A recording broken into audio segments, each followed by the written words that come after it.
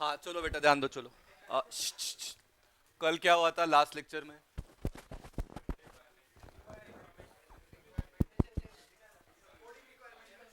हाँ, रिक्वायरमेंट नहीं नहीं, प्रिंसिपल हमने लिया। एक था आपका कंस्ट्रक्शन, कंस्ट्रक्शन में दो टाइप है, coding principle and testing principle, वो हमने लिया। और लास्ट फिर हमने लिया डिप्लॉयमेंट प्रिंसिपल, डिप्लॉयमेंट प्रिंसिपल वो हमने लिया। ठीक है। हाँ, रिक्वायरमेंट इलिसिटेशन ये हमने लिया। नहीं नहीं, इकडे इकडे, हळू प्रेम, प्रेम आज रिक्वायरमेंट इलिसिटेशन लिया, वो क्या है आणि मग त्याचे त्याच्या मेथड्स एक बार बोलो क्या था? Questionnaire, interview, interview survey, brainstorming session, prototyping, domain analysis, record record keeping mechanism, survey, observation, अजून एवढंच। हाँ, डोमेन एनालिसिस बोला, ठीक है। हाँ, उसके बाद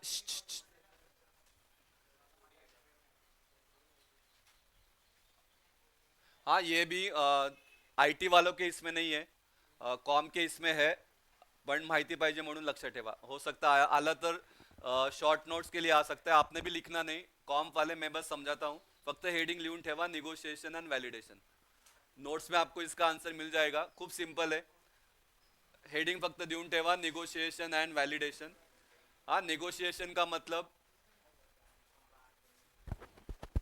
हा नावातच निगोशिएशन आहे। जसं तुम्ही मार्केटला गेला बाहेर, हा कपड़े लेने के लिए या कुछ इलेक्ट्रॉनिक्स चीज़ें लेने के लिए, तो दुकान वाला आपको पहले बोलता है ये चीज़ है 10,000 है, हाँ, लेकिन फिर आप कम करते करते निगोशिएशन कब करते हो आप, 8,000 किंवा 9,000, ठीक है। तो वो नॉर्मल उसको हम बोलते हैं निगोशिएशन। यहाँ पे भी अगर कोई कस्टमर आया आपके पास, कोई उसको कुछ सॉफ्टवेयर बनाना है, तो वो बोलेगा कि इतने में मुझे इतना सब एट्रीब्यूट्स या इतना कैरेक्टरिस्टिक्स आप सॉफ्टवेयर में डाल के दो, लेकिन सब क्या सब पॉसिबल नहीं होगा। तो वो केस में फिर आपको प्राइस कम ज़्यादा करना पड़ेगा, या तो कस्टमर को कुछ रिक्वायरमेंट्स कम करना पड़ेगा, या आपको क्या करना पड़ेगा, आपका बजट थोड़ा बढ़ाना पड़ेगा, या आपको उतने कम इसमें आपको उसको वो सब करके देना है, ठीक है। तो वो कंसेप्ट को हम बोलते हैं निगोशिएशन। हाँ, तो क्या लिखा है देखो, when multiple stakeholders are involved, requirements will conflict, so prioritizing requirement and finding and resolving requirement conflicts through negotiation। इसका मतलब क्या, अगर बहुत सारा स्टेक होल्डर है, तो सपोज चार स्टेक होल्डर है, ये बोल रहा है कि ये रिक्वायरमेंट डालो, ये बोलेगा कि ये रिक्वायरमेंट डालो, ये बोलेगा कि ये डालो, ये बोलेगा कि नहीं मैं अपने बजट में नहीं आ रहा है, तो बजट थोड़ा कम करो। तो वो केस में फिर हमको क्या करना पड़ेगा, वो केस में फिर हमको करना पड़ेगा निगोशिएशन। हां, जसं तुमचं प्रोजेक्टचं घ्या, चार लोक प्रोजेक्टमध्ये आहेत, तर प्रत्येकाचा व्यू वेगवेगळा असतो। कोई बोलता है ये करो, कोई बोलता है वो करो, ठीक है। फिर हम फाइनल कंक्लूजन लाते हैं कि नहीं, जो सबको पॉसिबल होगा वो वाला हम करेंगे, ठीक है। तो उसको हम बोलते हैं negotiation. The purpose of negotiation is to develop a project plan that meets stakeholder needs while at the same time reflecting real world constraint, that is time, people and budget। तो negotiation कर रहे हैं मतलब क्या कर रहे हैं, सबको ध्यान में देके हमको क्या करना है, मेन कंक्लूजन पे लाना है, वो रहेगा आपका negotiation. Best negotiation is win win result. ऐसा नहीं कि निगोशिएशन कर रहे हो तो दो पार्टी है, तो एक पार्टी खुश है एक पार्टी नाराज है, तो वैसा नहीं होना चाहिए। दोनों में क्या होना चाहिए, विन विन सिचुएशन होना चाहिए, तो उसको हम बोलेंगे निगोशिएशन। तो आइडेंटिफाई, तो उसके लिए क्या मेथड है, तो आइडेंटिफाई की स्टेक होल्डर, मेन कौन स्टेक होल्डर है वो पहचानो, determination of stakeholders, win condition, and तीसरा है आपका विन विन सिचुएशन, ठीक है। तो इस पे आपको काम करना है, स्क्रीन तो ऑफ ये झाली जब करोगे तो अब निगोशिएशन आपका होगा, ठीक है। और सर दूसरा है आपका वैलिडेशन। वैलिडेशन का तो हमने देखा भी था, एक होता है वेरिफिकेशन, एक काय झालं, हळू झाला त्याला, हळू प्रेस कर।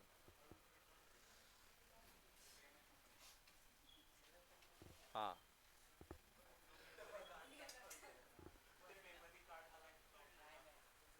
येतं ते येतं,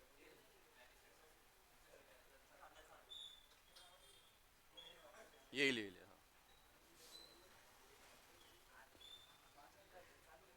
ठीक है। और वैलिडेशन में क्या है देखो, requirement validation is the process of checking that requirements actually define the system that the customer really wants. जो कस्टमर ने बोला है वही रिक्वायरमेंट आपने सेटिस्फाई किया है क्या, उसको हम बोलेंगे वैलिडेशन। अगर वो है तो वो वाला पॉइंट रहेगा validation. Requirement validation is important because errors in requirement documents can lead to extensive rework cost when these problems are discovered during development। तो वैलिडेशन इंपॉर्टेंट क्यों है, क्योंकि अगर आपने वैलिडेट नहीं किया और वैसा ही दे दिया कस्टमर को, तो बाद में कस्टमर आपको बोल सकता है कि ये ऐसा ऐसा प्रॉब्लम है, आप मुझे वापस बना के दो। ठीक है, तो वैलिडेशन इंपॉर्टेंट है। जसं तुम्ही तुमचं डॉक्युमेंट जब आप प्रोजेक्ट कुछ बनाते हो तो मेन टीचर ने तो आपको साइन कर दिया, लेकिन वैलिडेशन कब मिलता है, जब एचओडी आपको वो मेन स्टैम्प देता है तब। ठीक है, तो पहला स्टेप होता है वेरिफिकेशन, दूसरा स्टेप होता है वैलिडेशन। जब तक आप वैलिडेशन नहीं करोगे आपका प्रोजेक्ट आगे पास नहीं होगा। ठीक है, तो ये वैसा ही है। अगर वैलिडेशन ठीक से नहीं किया तो क्या होगा, वैसे अगर आपने प्रोजेक्ट जो भी आपका प्रोजेक्ट है या जो भी आपका सॉफ्टवेयर है कस्टमर को दे दिया और बाद में जब एरर सर आएगा तो P90 प्रॉब्लम आ सेकंड। सकता है। तो requirement validation actually checks the requirement for realism, consistency and completeness. तो वैलिडेशन में क्या चेक होता है कि सच में आपने सॉफ्टवेयर जो बोला है कस्टमर ने वो बनाया क्या नहीं, वो कंसिस्टेंसी जितना रिक्वायरमेंट है वो सब फुलफिल हुआ है क्या नहीं, एंड कंप्लीटनेस पूरा क्या पूरा आपने पैकेज दिया है क्या नहीं। तो उसके लिए होता है आपका वैलिडेशन। ठीक आहे, तर आलं तर 4 मार्काला क्वेश्चन कसा येईल, right a short note on negotiation and validation. तो निगोशिएशन के लिए 2 मार्क्स, वैलिडेशन के लिए 2 मार्क्स। ठीक है, तो ये आंसर आपको लिखना है। फोटो काढायचा काढू शकता किंवा नोट्स दिलाय ना, मी नोट्स मध्ये दिलंय। ठीक है बेटा, ऑनलाइन वाले yes sir.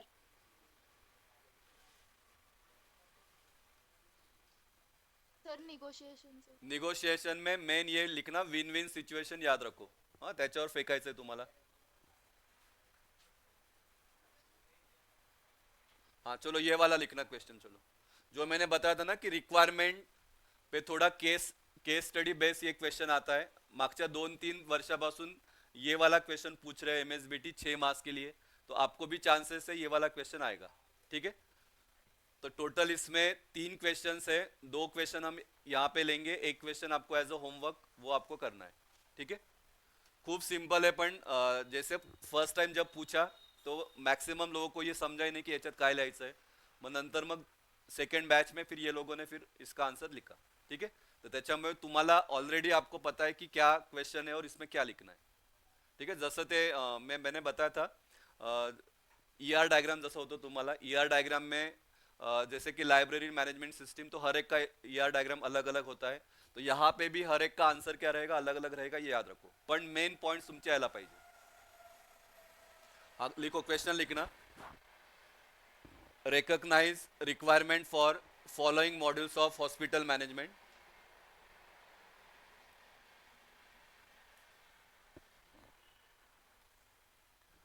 Recognise requirement for following modules of hospital management.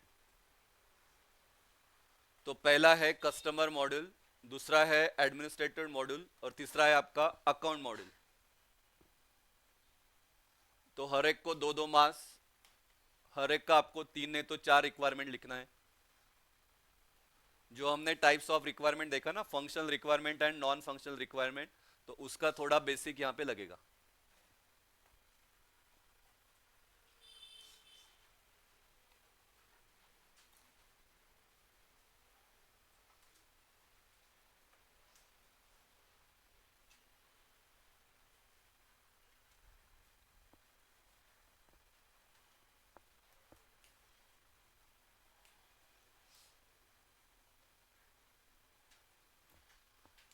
ठीक है, जाओ लिखो। चलो समझाता भी हूँ, लिखो। पहला है कस्टमर मॉड्यूल।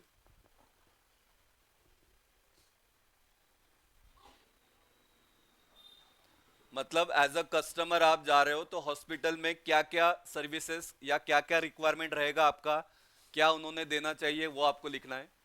पण काही असं वेड्यासारखं लिहू नका, पॉइंट्सला पकडून लिहा।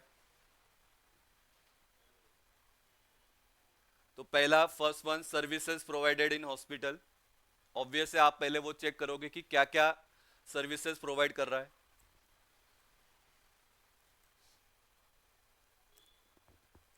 Second one, facility to register patients and view their reports and history. ऐसा विचार करा कि तुम्ही एक हॉस्पिटल मैनेजमेंट सिस्टम का सॉफ्टवेयर आप बना रहे हो, तो उसके अंदर या वेबसाइट बना रहे हो, तो उसके अंदर क्या क्या आना चाहिए ॲज अ कस्टमर पर्स्पेक्टिव्ह. कस्टमरला पकडून काय काय येईल वो आपको लिखना है.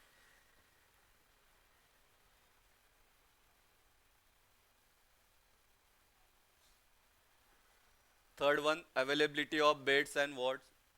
किती बेड्स अवेलेबल आहेत वो हम चेक करेंगे.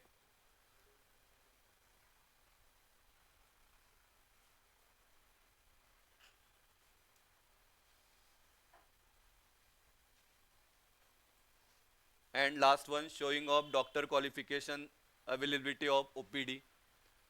डॉक्टर का मतलब कौन सा सर्जन है, कौन से किस में क्या स्पेशलिस्ट है, वो देख के हम वो देखेंगे और फिर वैसा हम विजिट करेंगे या अपॉइंटमेंट लेंगे. अवेलेबिलिटी ऑफ ओपीडी, कौन से टाइम पे अवेलेबल है, मॉर्निंग में है या इवनिंग में है.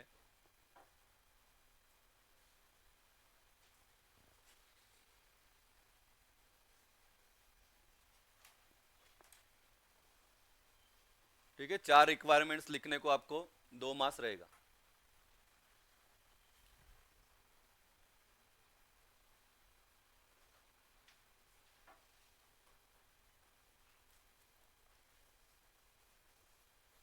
ठीक है, पढ़ो एक बार, मग जाऊ पुढे. पहला क्या है, services provided in hospital.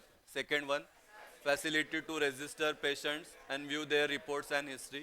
Third one,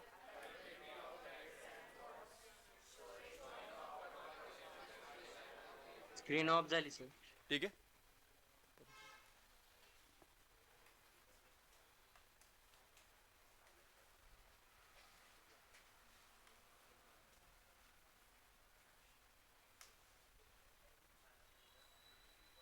दूसरा लिखना, एडमिनिस्ट्रेटर मॉड्यूल.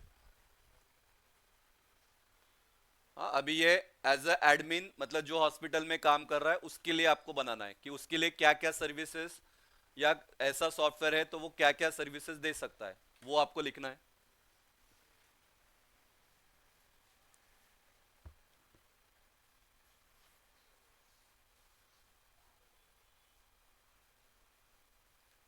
तो लिखो पहला, first one, administrator can view as well as alter and information of the hospital management system. Obvious है, एडमिनिस्ट्रेटर का काम वही है, उसको वो दिखेगा भी और वो चेंज भी कर सकता है.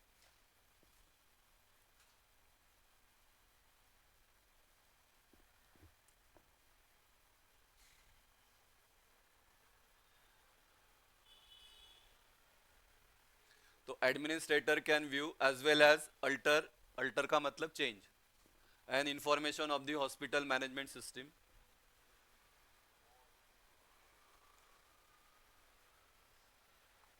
All authority to all purchase and employ management. जो इसको संभालने वाला है एडमिनिस्ट्रेटर, उसको ये सब ऑथोरिटी होना चाहिए.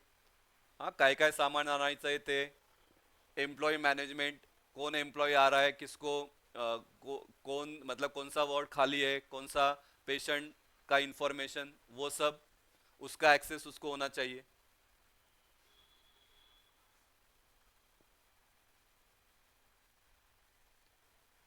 Third one, updating availability of beds and wards. हाँ, जसं कोणी पेशंट नवीन पेशंट आला तो उसको अपडेट करो. पुराना वाला हो गया उसका 8 दिन होता, 8 दिन के बाद वो चला गया, तो वो अपडेट करो कि ये खाली है.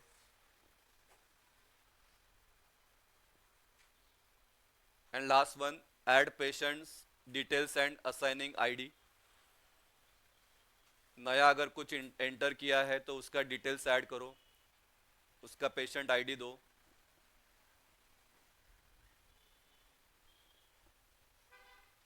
अजून काय वाटतं तुम्हाला, अजून काय असेल, ॲडमिनने काय काम करायला पाहिजे, आठवा जरा तुम्ही जर हॉस्पिटलमध्ये गेला असेल. और क्या लग रहा है.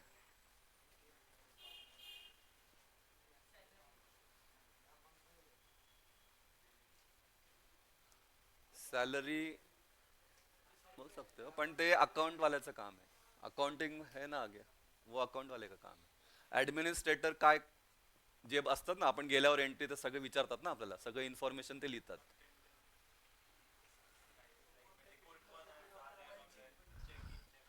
ते लिहिलं ना मग आपण, ऍड पेशंट डिटेल्स, ते वही आहे ना.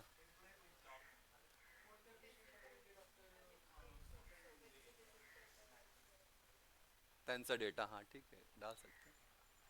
हाँ तू काय म्हणत होता? हाँ वो भी, तो वो डिटेल्स में आ गया वो. हे तुम्हाला भरायचं असेल तर तुम्ही लिहू शकता, असं काय हे नाही आहे. तेच तेच पॉईंट वेगळ्या फॉर्म मध्ये, लेकिन मेन ये आना चाहिए. ठीक है. हाँ चलो जाओ बेटा आगे, ऑनलाईन वाले येस सर. थोडं लॉजिकली विचार करा, काही फालतू नाही. जसं मी लास्ट टाइम तुम्हाला पण सांगितलं होतं, लाइब्रेरी मैनेजमेंट सिस्टम जब नहीं हॉस्पिटल का जब बना रहे थे तब मैंने पूछा था कि हॉस्पिटल में मेन इंपॉर्टेंट कौन है, आठवता का? हाँ तो एक ने आंसर दिया था कि नर्स बहुत इंपॉर्टेंट है. ठीक है मेन डॉक्टर होना चाहिए आंसर, पण सगळे नर्स वरच. ठीक आहे, तर असं काहीतरी फालतू लिहू नका.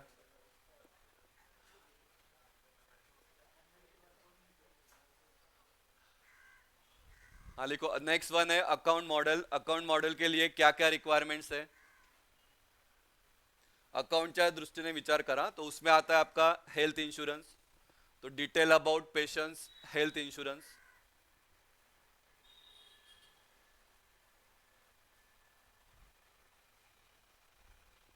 तुमच्या हाताने काय होत नाही, माझाच हात लागेल.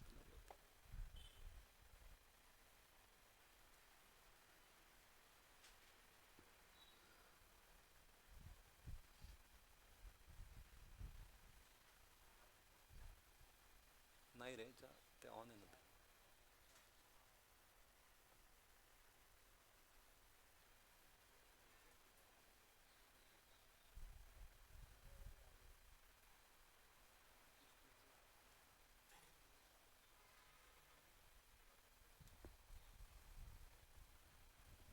बघू आता किती टिकतं.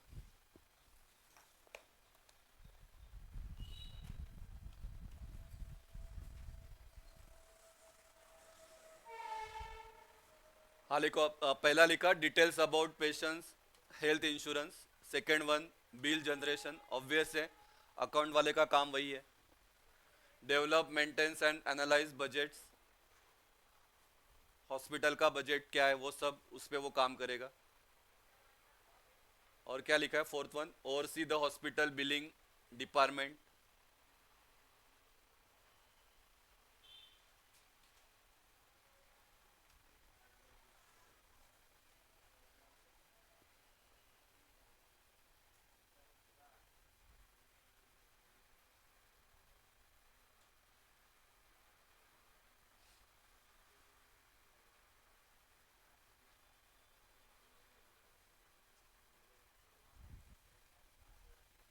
अजून काय वाटतं तुम्हाला काय असेल?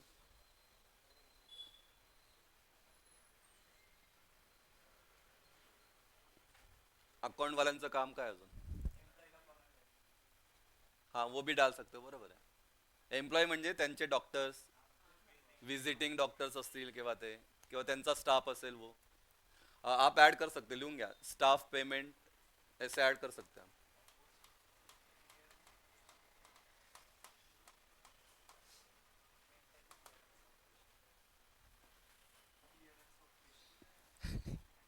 क्लियर. हा अकाउंट वाल्याकडे ते असतात. ओव्हर ड्यूज काय असेल ते तेच आहे ना, ते लिहितो.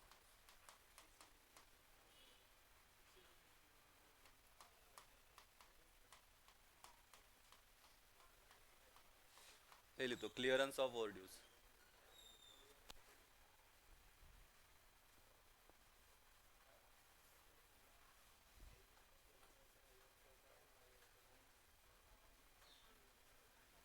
ठीक है जाओ. ठीक है बेटा, ऑनलाइन वाले. Yes sir. तो ये एक क्वेश्चन ये पूछा था, दूसरा और देखते सेकंड.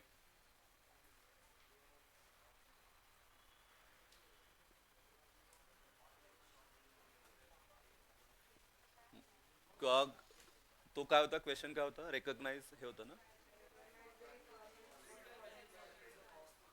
हाँ, सेकेंड लिखो question, recognise the requirements for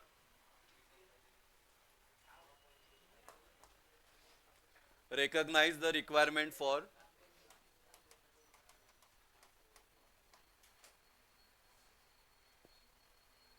following क्या होता following modules of online shopping module.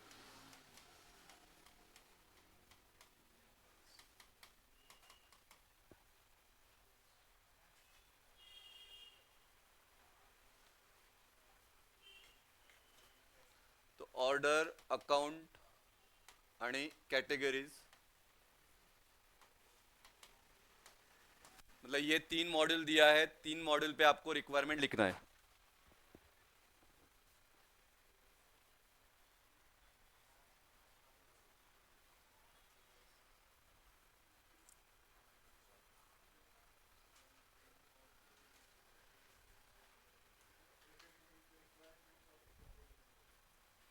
Recognise the requirement of following module of online shopping module.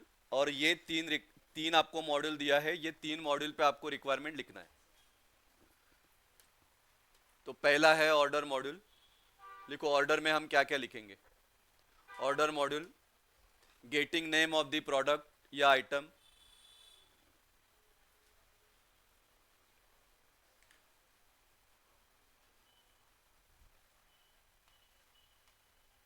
बहुत सिंपल सिंपल है. प्रोडक्ट का नाम, प्रोडक्ट का आईडी, प्रोडक्ट का क्वालिटी, प्रोडक्ट का प्राइस.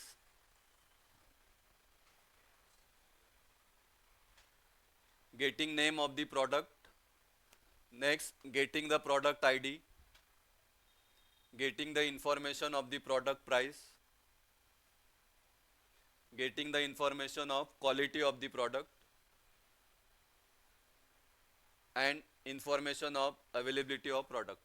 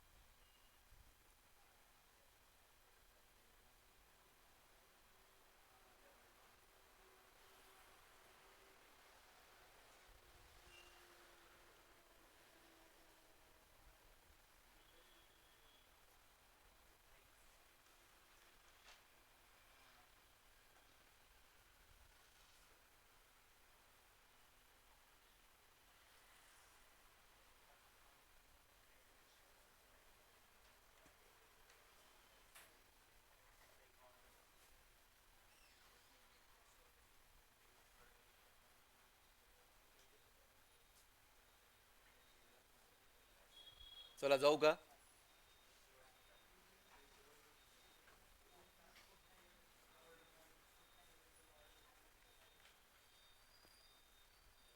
जाओ बेटा ऑनलाइन वाले.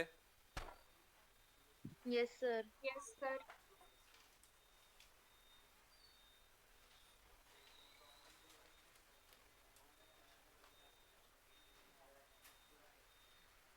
चलो अभी अकाउंट मॉड्यूल, लेकिन ये ऑनलाइन शॉपिंग का रिगार्डिंग है. अकाउंट मॉड्यूल ही पूछा है लेकिन फॉर ऑनलाइन शॉपिंग. लिखो पहला first one, getting the information of list of products purchase. Online shopping कराल तेव्हा तुम्हाला हे कळेल, म्हणजे काय काय असतात वो याद करो तो समजेगा आपको. Getting the information of list of products purchase. Obvious है अकाउंट के लिए ये लगेगा कितना प्रोडक्ट परचेज किया है. Next one bill generation. Bill generation का सिस्टम होना चाहिए. फिर बिल कैलकुलेशन का सिस्टम होना चाहिए. Getting the information of the product price. हर एक का अलग अलग प्राइस रहेगा तो वो इंफॉर्मेशन होना चाहिए. एंड लास्ट में getting the bill identification numbers.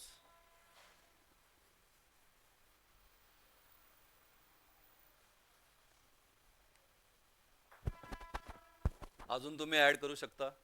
काय वाटतं? हाँ, कूपन कोड्स डाल सकते हो. किंवा पेमेंट का मोड क्या है, मतलब ऑनलाइन कर रहे हो या बैंक से ट्रांसफर कर रहे हो, बरोबर ना? जी पे है, फोन पे है,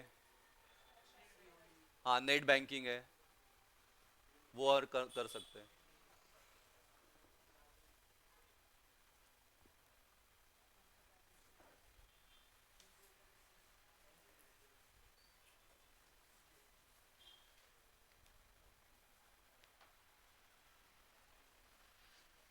ठीक है.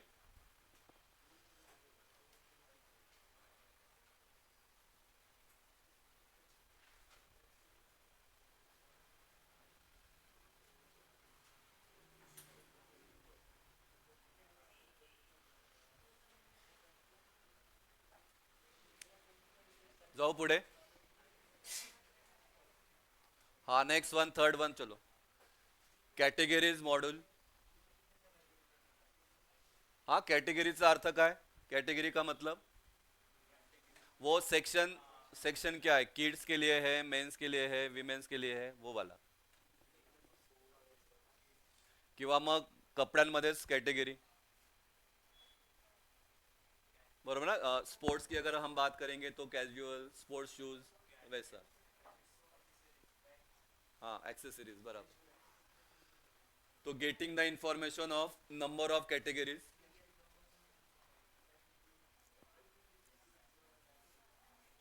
Getting the information of number of categories. Information of सब कैटेगरीज ऑफ द प्रोडक्ट. जैसे हमने बात किया कि यहाँ पे अगर शूज है तो परत सब कैटेगरीज, मतलब तो मेन के लिए अलग है, विमेन के लिए अलग है, किड्स के लिए अलग है, परत त्याच्यामध्ये स्पोर्ट्स शूज अलग, कॅज्युअल अलग, वैसा.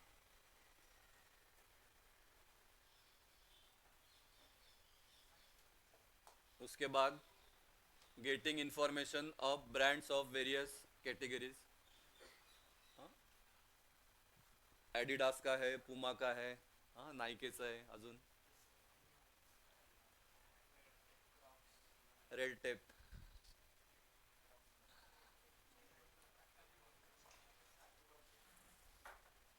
काय?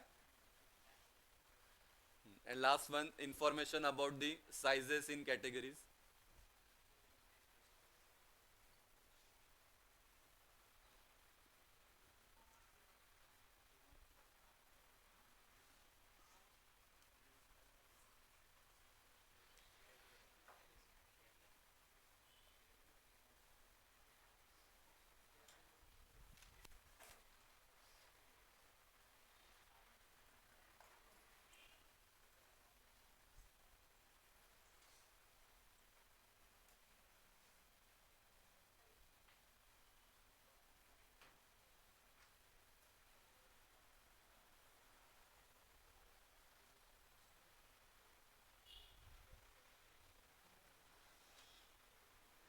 ठीक है.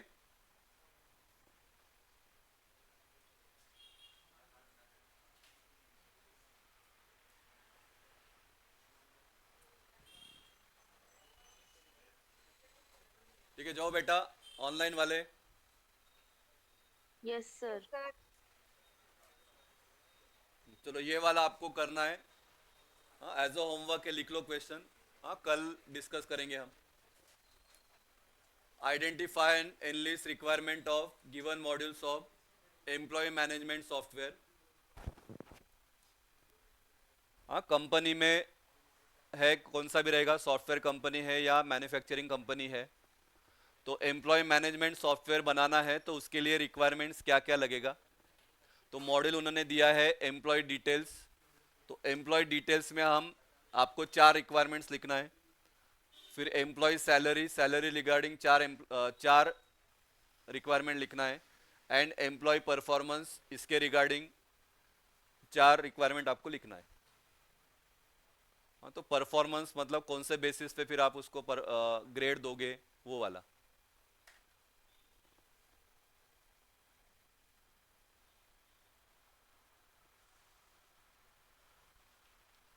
डिटेल्स में क्या लग रहा है आपको, काय काय असेल? चॅट जीपीटी वर बघून आन्सर पाठवू नका. डिटेल्स में तो ते नेम ॲड्रेस ते एकाच याच्यात टाका, नाही तो नेम के लिए अलग, एड्रेस के लिए अलग. हाँ ते एकदम फालतू आंसर है. नेम एड्रेस वो सब एक कैटेगरी में आएगा. दूसरा क्वालिफिकेशन, क्वालिफिकेशन आएगा मेन. हाँ स्किल्स, हाँ पास प्रोजेक्ट वो भी आएगा. एक्सपीरियंस, उसको पहले कुछ एक्सपीरियंस है क्या नहीं वो वाला. हाँ ते तर झालं, ते क्वालिफिकेशन मध्ये आलं. सॅलरी मध्ये काय लिहाल?